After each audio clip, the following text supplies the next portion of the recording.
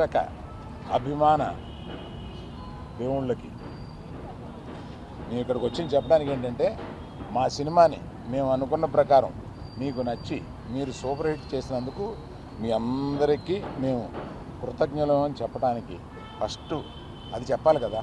అందువల్ల వాళ్ళ సాయంత్రమే ఇది పెట్టుకుని మేము మా ఆనందాన్ని మీతో పంచుకుందామని, మా కృతజ్ఞత మీతో చెప్పుకుందామని ఇక్కడ చేరాం.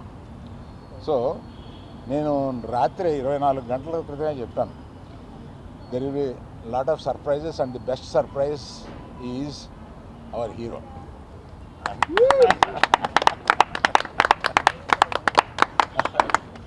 అంటే మామూలుగా దొళ్ళగొట్టాడు సినిమాలో. అందుకని ఇప్పుడు మాకు ఇంకో హీరో ఉన్నాడు, అతను దేవి ప్రసాద్.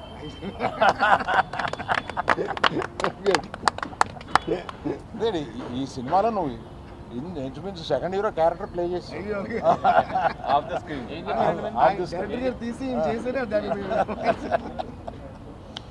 సో నన్ను వీళ్ళని వాసుని అందరినీ ఆడించేవాడు ఇలా ఒకడు ఉంటాడు. ఇతను మా తండ్రి, ఈ అందరికి మాకు తండ్రి ఇతను. అందుకని మమ్మల్ని అందరినీ ఆడించి ఈ లెవెల్కి తీసుకొచ్చాడు. Thank you very much. నువ్వు మొయ్యగల కనపడతావు కానీ మొయ్యగలవు. శ్యామ్ దత్ గారు మీరు చూపించిన రంగులు, మీరు చూపించిన వాటరు జనానికి వచ్చి తగులుతుంది. అలాగే అది చేశారు. Thank you sir art director గారు, మీరు చేశారు. Thank you for your support. AD me partner AD కనపడట్లేదు? వాసు వాసు వాసు కొట్టండి అందరూ.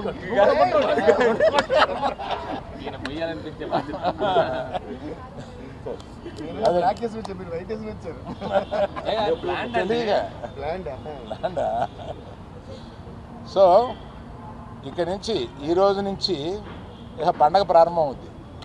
ఎక్కడ ఎవరు ఇంట్లో కూర్చోవాలని ప్లాన్ చేయట్లేదు, ఇక దేశం మీద పడి బయలుదేరుతారు